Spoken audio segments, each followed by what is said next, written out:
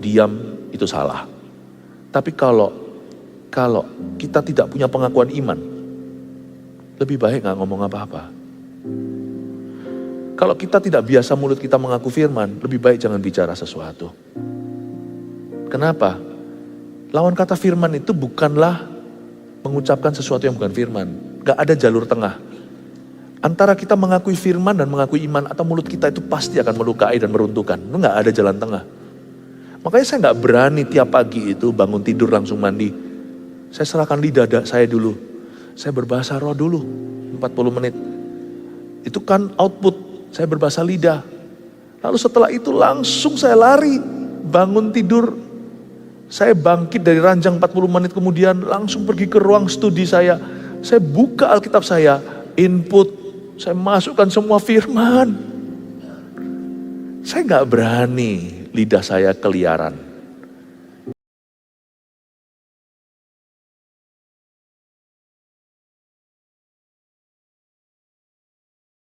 Berkati keluarga saat teduh di sini maupun di sana. Dalam nama Yesus, haleluya. Amin. Berikan tepuk tangan untuk Tuhan. Hari ini pesan Tuhan adalah tentang mujizat.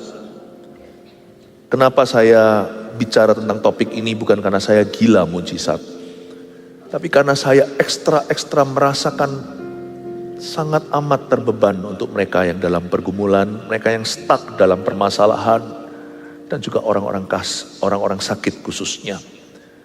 Izinkan saya memulai dengan perkataan ini dulu, bahwa Yesus tidak pernah berubah dahulu, sekarang, sampai selama-lamanya. Yang percaya katakan amin. Kuasanya tidak berubah dan kasihnya tidak berubah. Saya mengangkat topik tentang mujizat karena banyak orang sedang bergumul di dalam persoalan, dan hatiku dipenuhi dengan belas kasihan. Katakan pada orang kanan kirinya, hari ini adalah hari mujizatmu. Lukas pasal yang pertama, kita buka. Saya berikan judul, iman untuk menerima sebuah mujizat. Jadi sebelum miracle atau mujizatnya, ada iman saudara. Iman itu belum melihat. Iman itu mendengar dan percaya. Iman timbul dari pendengaran. Jadi sudah harus ada iman dulu di hati kita untuk menerima sebuah mujizat. Karena iman itu jalan masuk kasih karunia. Iman itu tangan yang menerima dari bumi untuk menerima sesuatu dari sorga. Koneksi ilahi itu iman. Tanpa iman, kita gak mungkin bisa menyenangkan Tuhan. Jikalau kita tidak beriman sama Tuhan, kita tidak welcome Dia bekerja. Mari kita sama-sama telusuri bagaimana satu keluarga ini butuh beriman dan Tuhan latih. Tuhan gak marah waktu kita kurang percaya, tapi Tuhan akan ajari kita untuk percaya dulu sebelum menerima sesuatu. Iman untuk menerima sebuah mujizat. Lukas pasal pertama mulai dengan ayat 11 sampai 15 saya bacakan dulu. Maka tampaklah kepada Sakaria seorang malaikat Tuhan berdiri di sebelah kanan mezbah pembakaran ukupan. Melihat hal itu, Sakaria terkejut dan menjadi takut. Tetapi malaikat itu berkata kepadanya, jangan takut hai Sakaria, sebab doamu telah dikabulkan, dan Elisabet istrimu akan melahirkan seorang anak laki-laki bagimu, dan haruslah engkau menamai dia Yohanes. Engkau akan bersuka cita dan bergembira, bahkan banyak orang akan bersuka cita atas kelahirannya itu, sebab Yohanes ini akan besar di hadapan Tuhan, dan ia tidak akan minum anggur atau minuman keras, dan ia akan penuh dengan Roh Kudus mulai dari rahim ibunya. Stop di sana, saya jelaskan ayat per ayat. Sakaria dan Elisabet adalah ortu atau orang tua Yohanes Pembaptis yang mempersiapkan jalan bagi Yesus Kristus Sang Mesias. Ini bayi ajaib karena kelahiran normal, tidak sama dengan Yesus Kristus yang dikandung oleh perawan. Tetapi nggak normalnya di sini, orang tuanya itu sudah lanjut usia, sudah manula. Mungkin Sakaria dan Elisabet sudah di atas umur 80, atau mungkin muda-muda pun umur 70 sekian, nggak mungkin.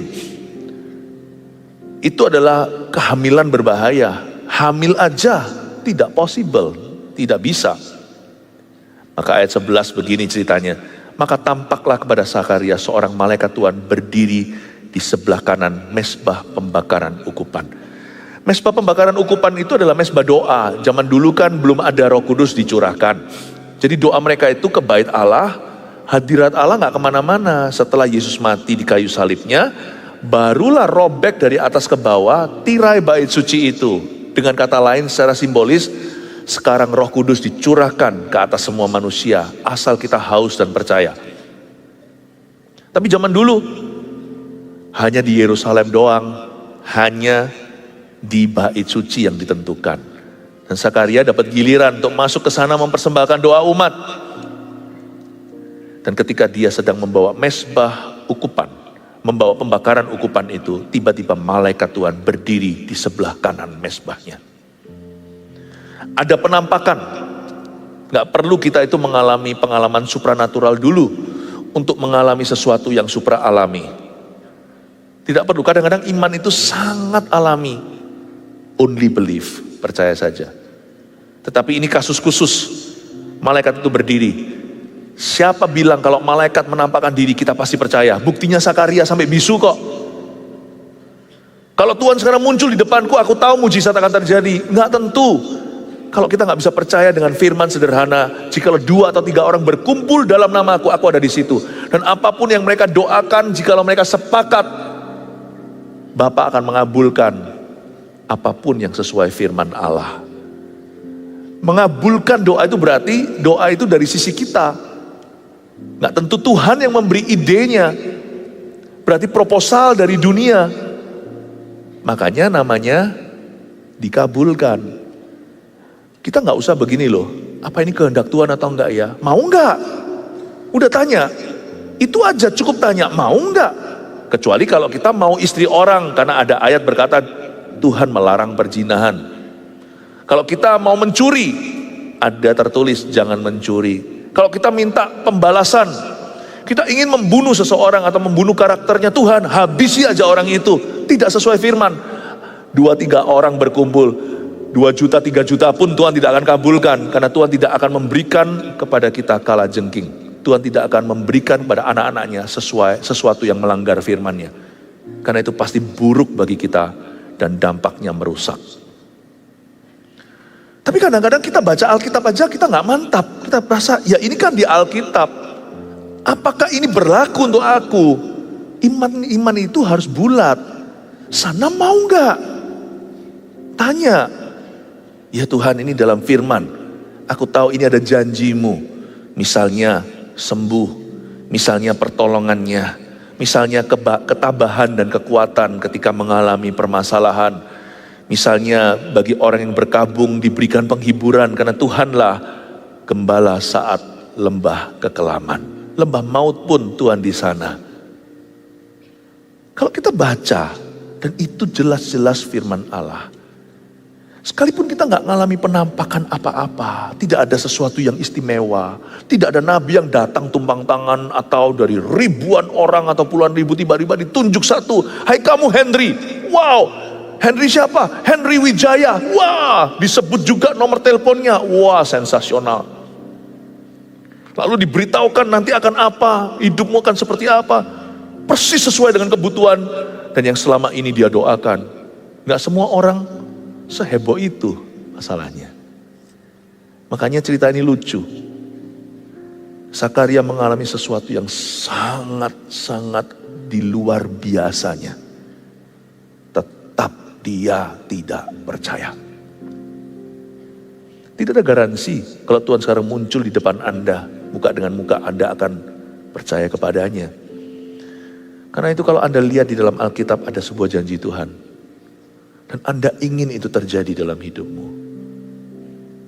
Bawa kehadirat Tuhan. Kurang percaya, 2 dan 3 orang bersama-sama saling mendoakan dan saling menguatkan. Maka Allah yang mendengar dari sorga, oh itu maumu. Dia mengabulkan.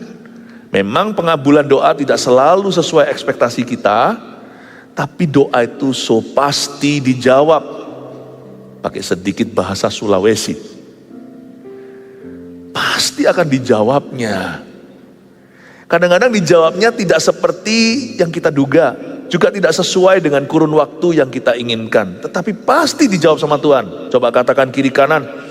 Termasuk Anda yang ada di rumah atau di mana. Kalau ada orang di sebelah Anda katakan, Tuhan pasti jawab doa Anda.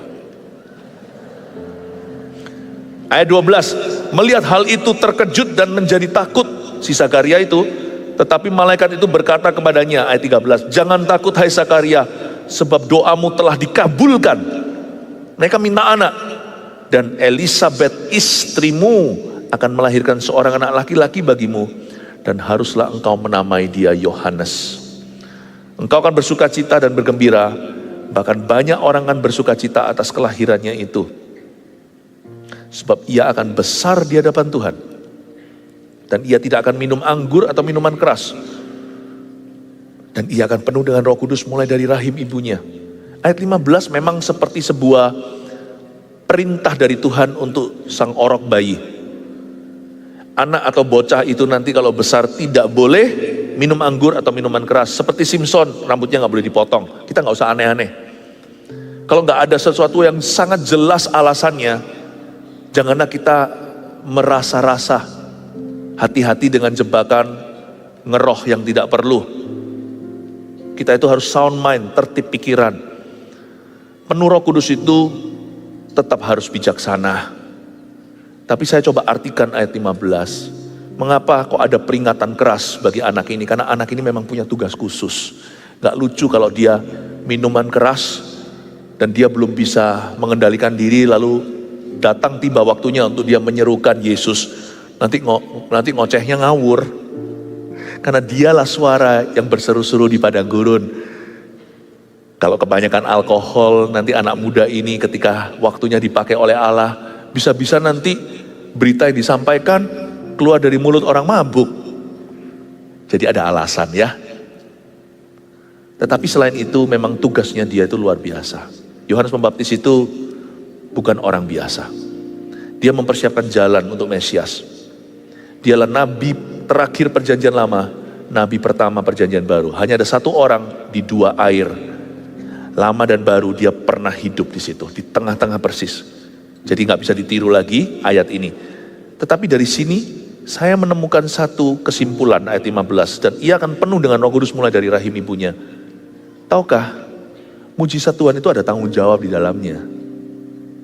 Dia kan segera dapat momongan nih. Ini Zakaria masih belum pulang ke rumah, beritahu sama istrinya apa yang malaikat katakan. Tapi Tuhan udah janjikan momongan. Nggak tanggung-tanggung, Gabriel yang beritahu langsung.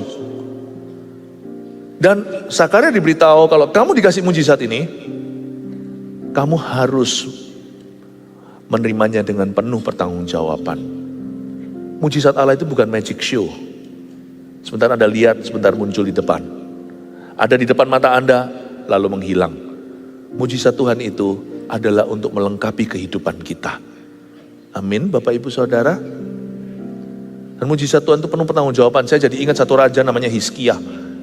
Dia kan sakit, merengek-rengek menghadap tembok. Di atas ranjang pesakitannya, dia lagi sakit kritis, sudah sekarat. Dia mohon-mohon sama Tuhan, dan Allah kita di perjanjian lama mengabulkan doanya dari sisi dia. Idenya dia dikasih, tapi dia nggak bertanggung jawab dengan miracle atau mujizat yang dia terima. Ditambahi 15 tahun kan, kalau Anda baca 15 tahun usia, itu nggak main-main. Sakit apa? Mungkin dokter bisa spekulasi. Kira-kira penyakitnya apa ya? Mungkinkah dia kena kanker? Yang sudah divonis zaman itu belum tahu namanya kanker atau tumor apa. Mungkin benjolan saja. Tapi dia mungkin sudah divonis tinggal 3 bulan. Tapi dia dapat 15 tahun tuh. Itu luar biasa. Malahan kerjasama sama Babilonia. Jadi raja yang sombong, angkuh dan arogan. Tunjukkan dan sok-sokan sehingga Tuhan berkata nanti keturunanmu akan jadi tawanan. Aduh, tahu gitu Hizkia, gak usah kau terima mujizat. Tahu gitu mati aja di tempat. Karena gara-gara Hizkia, bangsa Israel akhirnya jatuh ke tangan Babilonia. Miracles are not God's best blessing. Berkat terbesar itu bukan mujizat. Berkat terbesar itu takut akan Tuhan. Itulah sebabnya, jikalau kita memang mau memberitakan tentang mujizat, pastikan kita memberitakan dulu kehendak Allah. Kalau kita mau memberitakan berkat, pastikan dulu kita harus ajarkan takut akan Tuhan.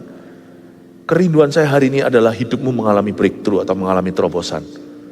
Dan ingat ya, mengalami penampakan tidak garansi orang akan percaya. Terima mujizat tidak jaminan orang berbahagia. Tetapi hari ini saya percaya Tuhan mau melakukan mujizat karena Tuhan berbelas kasihan. Bartolomeus berkata, aku mau melihat Tuhan. Orang buta itu dicelikan.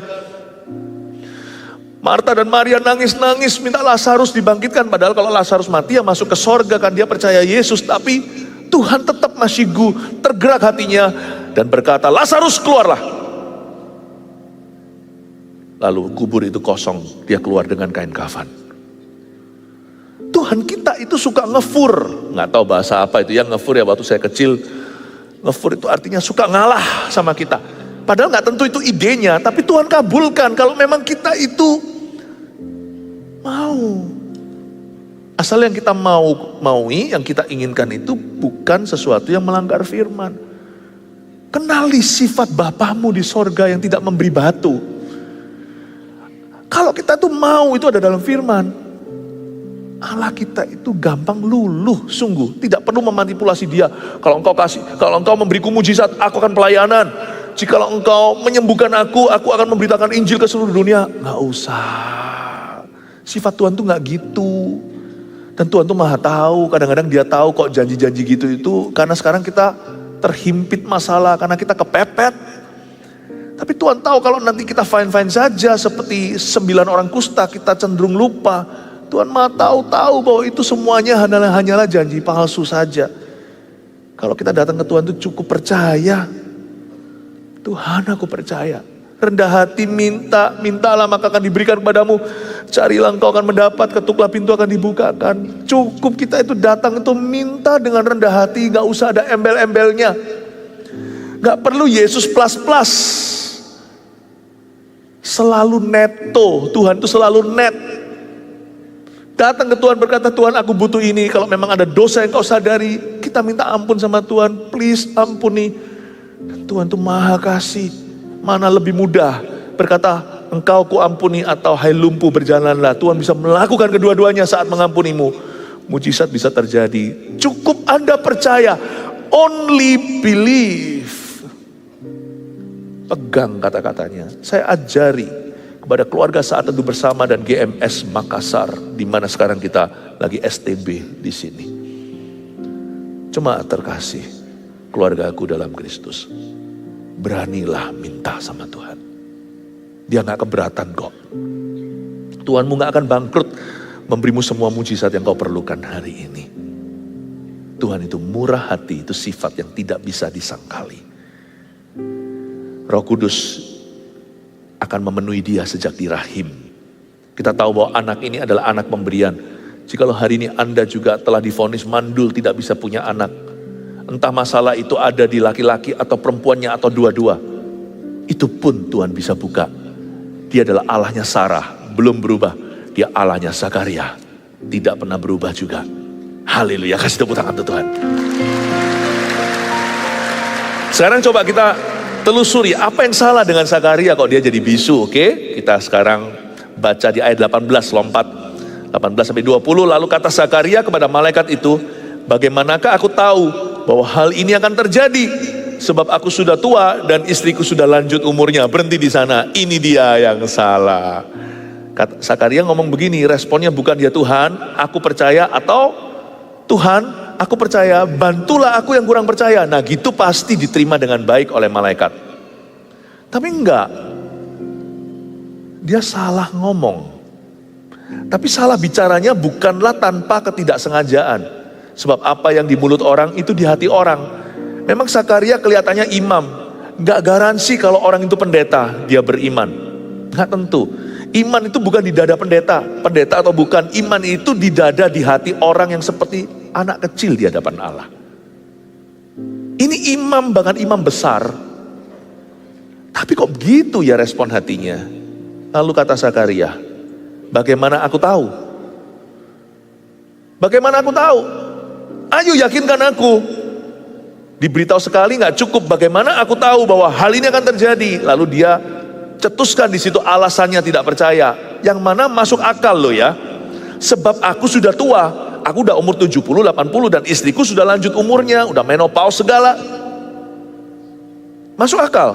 Menurut saya ayat 18b bisa diterima. Saya sempat iseng. Saya baca respon Maria, nggak usah dibuka ayatnya, di pasal-pasal ini juga. Maria juga sama ketika diberitahukan, malah lebih ngeri. Karena Maria bukan tua, Maria masih muda, tapi dia tidak akan bersuami sebelum melahirkan Yesus. Maria juga sama, garu-garu kepala dan berkata, kok bisa? Tapi Maria beda. Maria itu jawabannya minus atas. Tanpa kalimat pertama pembuka, yakni bagaimana aku tahu. Gak ada itunya. Maria jawabnya begini. Lalu jawab Maria kepada malaikat yang sama, Gabriel yang muncul itu pribadi yang sama. Malaikat berkata, Tuhan, atau malaikat itu, bagaimana hal ini akan terjadi? Dia bukan berkata, bagaimana aku akan tahu? Tapi please, beritahu aku, bagaimana itu akan terjadi? Kalau Zakaria minta diyakinkan, beda ya. Kalau Maria yakin iman tanpa melihat, tanpa dia mengerti, tapi dia rendah hati, minta tolong sama utusan Tuhan, tolong bantu aku sedikit lebih mengerti hingga imanku tidak sepenuhnya buta. Aku percaya dulu dengan mendengar, tapi tuntun tolong aku yang bodoh atau kurang berhikmat ini, kira-kira gitu bahasa manusiawi. Fokusnya kepada beritanya, fokusnya kepada janji dan sang pemberi janji yang sang pemberi janji itu maha kuasa, sedangkan Maria manusia biasa. Jadi Maria itu minta untuk diangkat pengertiannya. Aku percaya, tapi tolong ajari saya bagaimana seharusnya saya percaya dan menempatkan hati soal ini. Bagus, karena dia tidak gagal fokus. Fokusnya pada janji itu. Dan fokusnya pada sang pemberi janji di balik utusan malaikat. Sedangkan Zakaria fokusnya ke dirinya. Tunggu dulu, time out, tanda silang. Dia berkata, yakinkan saya. Aku kurang yakin rasanya kalau nggak didoakan sama pendeta itu. Yakinkan aku, kalau nggak gimana gitu, simsalabim seperti apa, ucap-ucap mantra tapi pakai nama Yesus. Gimana lah kalau saya nggak dikasih, bukan tumpang tangan nggak cukup, atau mungkin pakai elemen-elemen yang lain harus bagaimana. Kalau saya tidak mengalami yang merinding atau yang sensasional, yang sesuatu di luar kebiasaan, lalu saya ditunjuk di tengah-tengah ribuan. Bagaimana aku tahu kalau itu untuk aku? Malaikat tersinggung di ayat 19. Jawab malaikat itu kepadanya, akulah Gabriel yang melayani Allah. Aku tuh memandang wajah Allahmu, dan aku telah diutus untuk berbicara dengan engkau dan untuk menyampaikan kabar baik ini kepadamu. Ini kelihatannya malaikatnya agak upset ini ayat 19, agak tersinggung malaikatnya. Kok bisa? Karena dia bukan manusia. Makanya di ayat-ayat yang kita baca tadi, Zakaria ketakutan. Saya nggak tahu persisnya gimana secara visual, bayangkan.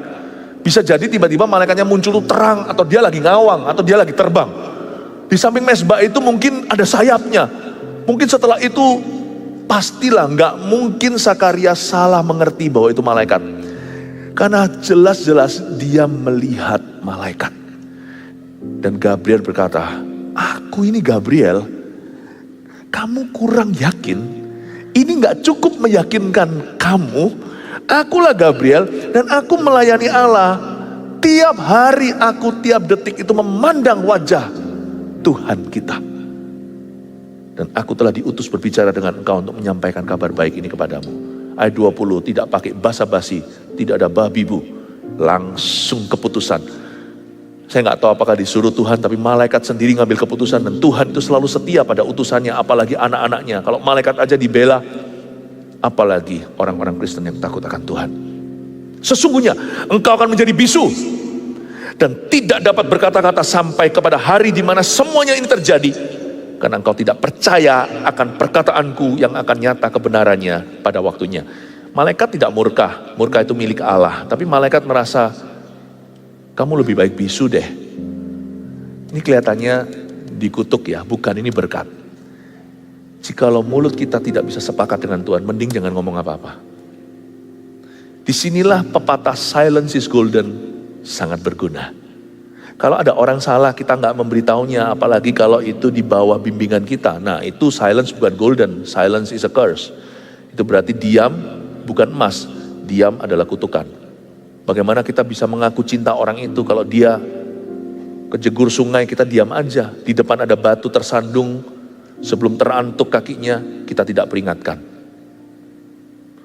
Di dalam konteks tertentu, diam itu salah. Tapi kalau kita tidak punya pengakuan iman, lebih baik gak ngomong apa-apa.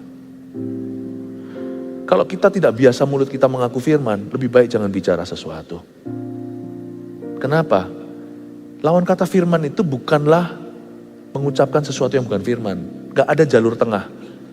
Antara kita mengakui firman dan mengakui iman, atau mulut kita itu pasti akan melukai dan meruntuhkan. Itu gak ada jalan tengah. Makanya saya gak berani tiap pagi itu bangun tidur langsung mandi. Saya serahkan lidah saya dulu.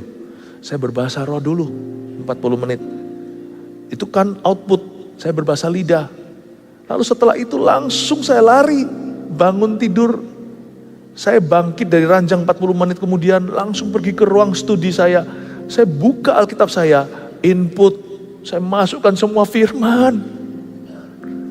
Saya gak berani lidah saya keliaran. Karena kalau saya tidak punya sesuatu yang bagus dari Tuhan untuk saya ucapkan, saya mending mulut saya pakai itu loh yang memberangus lembu atau tapal kuda. Mendingan saya nggak ngomong apa-apa. Demikian pula orang-orang yang pelayanan khotbah lah, memberi instruksi pada saudara seiman. Kalau hatimu dan mulutmu tidak penuh Roh Kudus, kembalilah ke ruang doamu. Sebab kalau kita tidak membagikan kehidupan, kita tidak bisa membagikan kehidupan dan urapan, kita akan membagikan kematian. Lidah kita bisa meruntuhkan. Disinilah silence is golden. Malaikat pikir-pikir, udah deh, gak perlu Gabriel itu pergi dulu kepada Tuhan, kembali kepada yang mengutusnya, lalu tanya dulu, langsung diputusin di tempat. Kamu bisu, sampai pada waktunya. Tuhan gak murka, tapi Tuhan tolong Zakaria, supaya jangan-jangan sampai dia itu menghancurkan janji Tuhan dalam kehidupannya. Lompat sama saya, lihat ke ayat yang ke 59 sampai 64. Kita lihat langsung ke episode bayi dilahirkan. Sudah lahir nih ya bayinya. Ayat 59, maka datanglah mereka pada hari yang ke-8 untuk menyunatkan anak itu, dan mereka hendak menamai dia Zakaria menurut nama bapaknya. Tetapi ibunya berkata, jangan, ia harus dinamai Yohanes. Kata mereka kepadanya, tapi tidak ada di antara sanak saudaramu yang bernama demikian. Lalu mereka memberi isyarat kepada bapaknya Zakaria untuk bertanya nama apa yang hendak diberikannya kepada anaknya itu. Karena sampai detik ayat 62, Zakaria masih bisu. Ayat 63, ia meminta batu tulis. Si Zakaria minta paper lah ya, minta kertas gitu, tapi di batu. Lalu menuliskan kata-kata ini, namanya adalah Yohanes, dan mereka pun heran semuanya. Sebelum saya jelaskan lanjut, di ayat 63 ini, mengapa mereka heran? Karena di dalam custom atau tradisi Yahudi, itu budayaan kental, bahwa anak kita harus diberi nama antara nama orang tuanya, atau nama seseorang nenek moyangnya. Misalnya kalau saya punya anak laki-laki namanya Philip Junior, karena saya Philip Mantova, Philip Junior Mantova, begitulah. Atau di atas-atasnya, kalau orang Yahudi nih, atas-atasnya itu ada yang nama siapa yang kira-kira cocok jadi nama anakku. Kalau kita kan lain orang Indonesia. Apalagi sekarang zaman modern, wah nama-nama sulit-sulit, susah-susah, keren-keren begitu. Seenak orang tuanya sih, doa atau nggak doa, pokoknya kita yang memberi nama anak kita, it's okay juga. Tapi supaya ngerti ya, nama Yohanes itu nggak ada dalam silsilah mereka. Jangan pernah samakan mujizatmu dengan orang lain. Sebuah kebodohan untuk membanding-bandingkan. Kemungkinan terbesar adalah mujizat yang akan Anda terima hari ini adalah satu-satunya dalam sejarah. Sekalipun kasusnya sama, misalnya sakitnya A, tetangga saya sakitnya juga A, tapi konteks hidup kita beda. Kita ngalami mujizat, itu mujizat seperti sidik jari, tiada duanya. Jadi janganlah hati kita itu Jatuh, jangan hambar. Kalau lihat orang di kasus yang sama, mereka tidak mengalami mujizat, berarti aku juga enggak. GR dulu. Aku minta sama Tuhan, jadikan aku kasus pertama mujizatmu dalam hal itu. Waktu diberikan namanya Yohanes, semua heran. Ini berarti pertama dalam silsilah sejak Adam dan Hawa, sejak Abraham pula. Iya. Emangnya kenapa kalau Tuhan melakukan sesuatu untuk pertama kalinya? Saya percaya mujizat yang Anda terima juga akan ada yang namanya mujizat penciptaan. Katakan amin. Ayat 64, dan seketika itu juga terbukalah mulutnya dan terlepaslah lidahnya. Lalu Zakaria berkata-kata dan memuji Allah. Betapa indahnya waktu dia percaya. Dia tuliskan Yohanes, kan dia believe, dia percaya apa yang dikatakan malaikat. Dia nurut letterlek, menuruti Tuhan secara harafiah. Dibukalah lidahnya. Sekarang engkau boleh berkata-kata setelah engkau percaya. 3 poin sederhana saya kasihkan. Iman untuk menerima sebuah mujizat, rangkuman khotbah. Pertama, pengakuan iman kita jangan salah. Tuliskan itu. Do not grieve the Holy Spirit with your tongue. Janganlah kita mendukakan roh Allah dengan lidah kita. Kalau kita mau tahu Roh Kudus berduka enggak ya dengan lidah bibir kita, gampang. Listen to yourself. Kadang-kadang perlu kita itu mendengarkan diri kita sendiri. Dan izinkan orang lain juga mendengarkan kita. Kalau orang lain aja duka, apalagi roh Allah. Kalau orang lain aja turut pesimis, apalagi roh Tuhan. Tidakkah dia berduka jikalau mulut kita demikian? Jikalau orang lain aja merasakan negatif sekali ya perkataan kita, apalagi Tuhan pasti merasakannya. Listen to yourself. Janganlah pengakuan kita salah. Kalau pengakuan kita masih salah, kita pesimis, suka negatif orangnya, mending jangan bicara, berdoalah. Tapi kalau pengakuan kita iman, keluarlah, mulailah ucapkan firman di mulutmu, sebab ada kuasa dalam pengakuan iman. 2, setuju dengan Tuhan mendatangkan kuasa. Belajar dari si Zakaria, ketika dia sepakat dengan Tuhan, mulutnya terbuka. Tahukah the place of agreement with God is the place of power? Tempat sepakat dengan Tuhan itu adalah tempat berkat, itulah tempat mujizat. Jangan berkata, Tuhan kau harus sepakat dengan aku. Kita harus sepakat dengan Tuhan Yesus. Sembuh gak sembuh, mujizat gak mujizat, sepakat dulu dengan Tuhan. Bahkan kalau kita pun sampai mati tidak menerima apa-apa, masih ada tempat sepakat dalam firman. Tuhan memberi, Tuhan mengambil, terpujilah nama Tuhan. Hidup kita gak akan pernah dikalahkan selama-lamanya oleh setan, karena nama kita tertulis dalam kitab kehidupan. Sepakat dengan Tuhan itu selalu mendatangkan berkat. Berikan tepuk tangan untuk Tuhan. Terakhir, iman untuk menerima sebuah mujizat, saya tambahkan. Ketiga, hadirat Tuhan menggenapi firman-Nya. Maksudnya, pengakuan iman nomor 1 kan, setuju dengan Tuhan itu kontennya. Tapi hadirat Tuhan itulah yang menciptakan. Saya jadi ingat saat penciptaan di Kejadian pertama, dituliskan bahwa roh itu melayang-layang, lalu ada firman, jadilah terang, firman itu jadi. Jangan lupa, Roh Kudus itu melayang-layang, hadirat Allah itu di atas permukaan bumi yang belum berbentuk, di atas air dan kegelapan. Roh itu melayang-layang. Kita gak bisa ambil ayat comot-comot, pakai ini seperti sebuah pasal hukum melawan Tuhan. Tuhan berkata, no, Tuhan itu bukan teori, Tuhan itu pribadi. Jadi kalau kita mau mujizatnya, hampiri pribadinya. Datang kepadanya. Jangan pakai ayat untuk menuntut Allah, tapi pakai ayat untuk merapat kepada Tuhan dan berkata, hadirat-Mu Tuhan. Dan ketika Tuhan hadir di hidupmu, firman yang Dia ucapkan di hidupmu itu satu-satu akan terjadi. Semua terjadi bukan karena teori, semua terjadi karena kedekatan dengan seorang pribadi. 3 poin ini camkan di hati. Saya percaya hari ini adalah hari mujizatmu. Yang online, ulurkan tangan, terima berkat Tuhan dulu saat ini. Terimalah berkat dari Allah Bapa, kasih karunia dari Tuhan Yesus, pengurapan dari Allah Roh Kudus menyertaimu dari sekarang sampai selama-lamanya. Imanmu tidak akan mengecewakan. Pergilah, sebab imanmu sudah menyelamatkanmu. Dalam nama Yesus, amin.